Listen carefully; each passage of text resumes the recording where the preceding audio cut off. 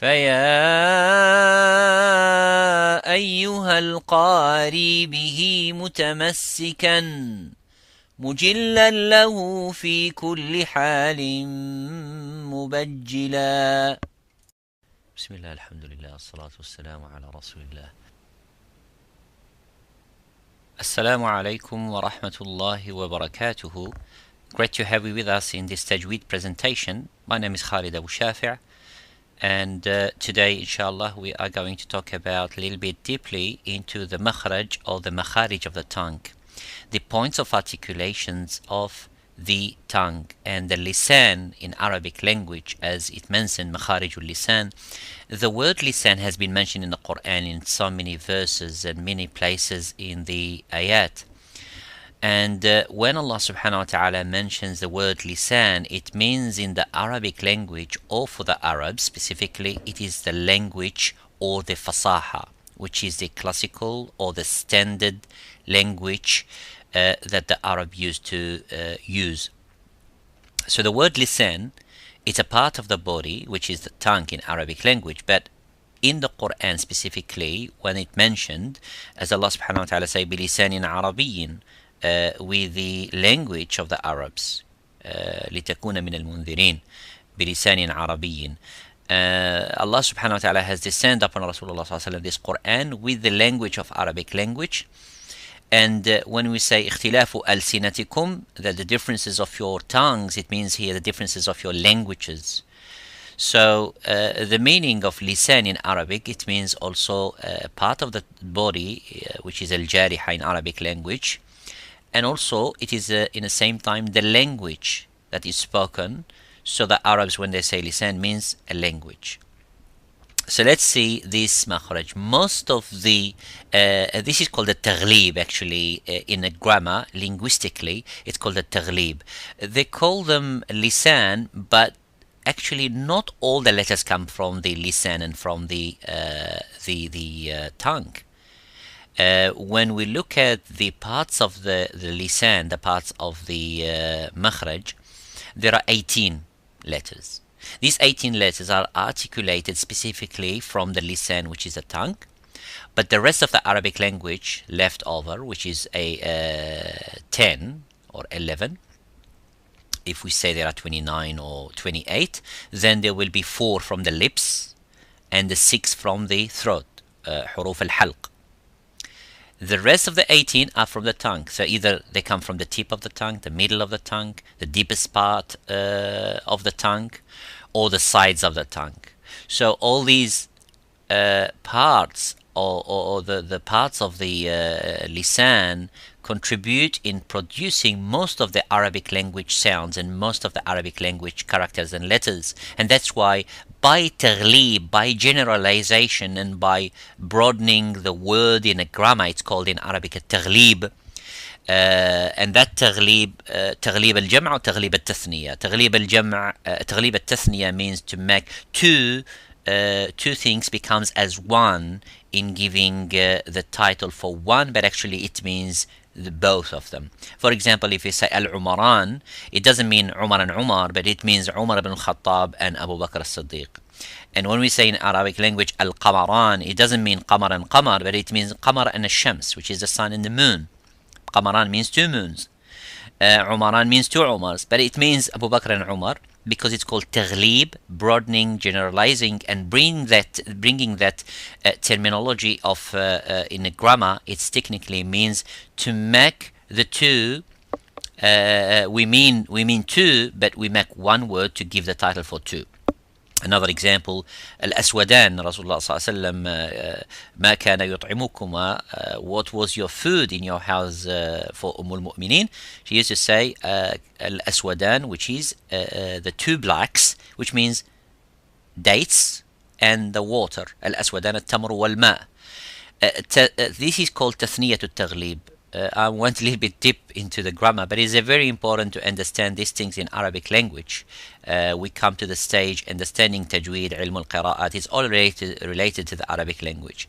And taghlib al-jam', it means in this manner that lisan, but actually when we say lisan, it doesn't mean in all the parts, and all the language and all the letters of Arabic language and sounds come from the tongue, but it comes from other parts. But because it's used all the time in most of the cases, lisan, that's why it's called bilisanin Arabiyyin mubin.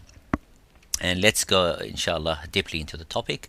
Now, the letters that comes from the middle part, which I'm going to talk in this video, and also the deepest part, which is when I say the deepest, means it's far from the lips, from the mouth towards the tongue, so towards the throat. So the first part of the throat and the last part of the tongue, they meet in a border which is slightly next to the epiglottis, which is a laha in Arabic language.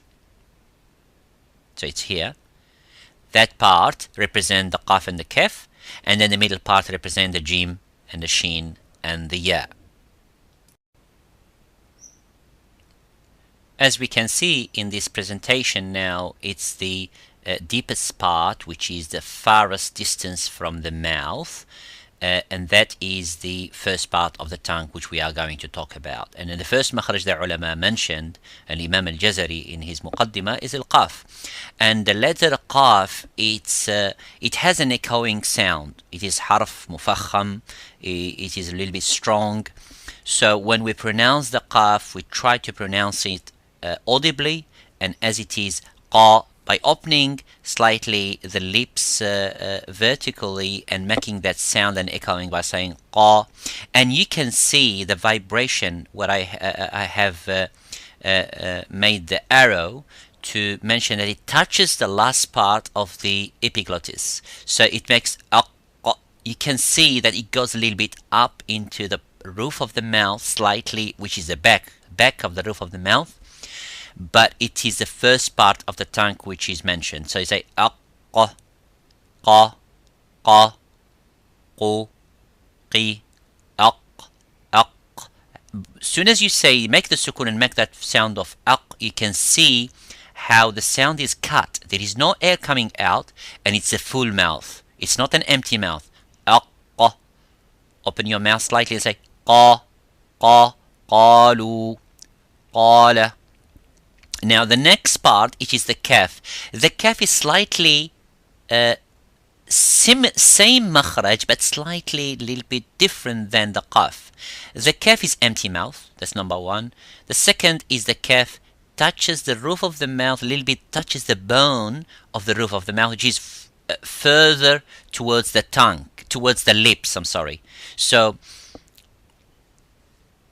it is not where the arrow is now, where it mentioned the qaf, but slightly towards the touching the bone of the roof of the mouth and making that ak, ak, kana, al-kawthar. So this is the makhraj of the kaf.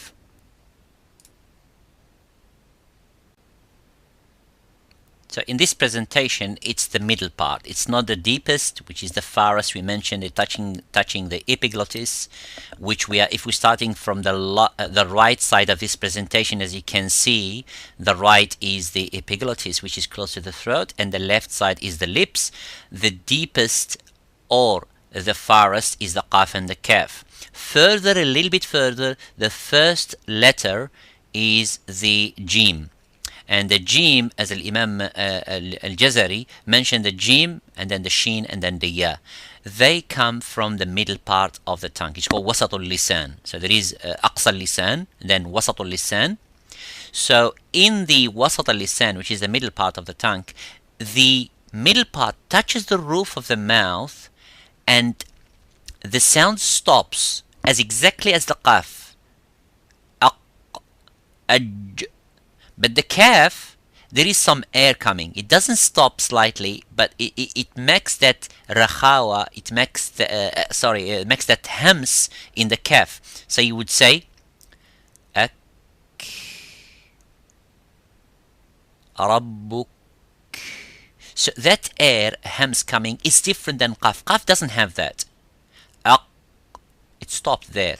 Aj, it stopped there. Now the jim, it is not gim. You say al-gumu'a or al-gamal or al-gibal. It is not also ya, al-yimal, al-yab. Maybe in parts of some dialects and some of some languages. So it is not either ja, as some countries may sound al-jamal or al-jibal, or you would say, for example, ijtama'a. Actually, it is not either the sha or the cha. Ijtama'a, ijtama'a, ijtama'a. It's the sound stops completely and touches the bone, the roof of the mouth. قعر اللسان and say aj. So if we don't know how to do that, just simply, if you can sound the letter dal in Arabic language, just say ad and bring your tongue slightly to the back, which is use the middle part and bring to the back slightly where you are, you will find out the letter of jim. Ad, aj, ad, aj. That's the jim, and it is not. So if you say, for example, if you wanted to sound the letter uj, ujtuthat, instead of saying ujtuthat or ushtuthat. So we have to be careful how to sound that letter. And then the next letter, which is close to that letter, there are from the same makhraj, but a lot of people confused by making jim as sheen or sheen as jim.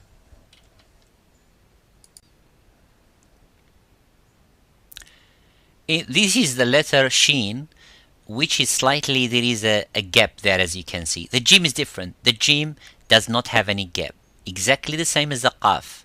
Jim and qaf are the same by holding and touching that parts. The parts touch each other without leaving the gap. But the sheen has a gap, and that let the air slightly go. So if you say ishtara ash-shams, you see? But if you say, you can't say the jim, say ijtama'a, you say ijtama'a, ajara. But if you say the sheen, you say ashar, ishtara. So there is a gap there, and that gap lets the air coming out, which is different than jim. And by understanding a little bit of makhraj and a little bit of the qualities and the sifat and the attributes of the letter, which are coming inshallah in the next coming months presentations, we will discover the puzzle of this Tajweed and Arabic language letters and sounding. And this is very important. A person who understands the makharij and the sifat, how it sounds and how it's produced, then there will not be any problem anymore. Of course, with the guidance of the mashayikh and the qurra and the ulama, you will get more stressing on the letters that you have a weakness, and every human being is different. So someone may be from a different country, geographically they have a habit to pronounce the za or the zal or the ra or the zay or the sheen differently, but by knowing and understanding and focusing and stressing, and with the guidance of the qurra and the mashayikh, then inshallah it will not be any problem anymore.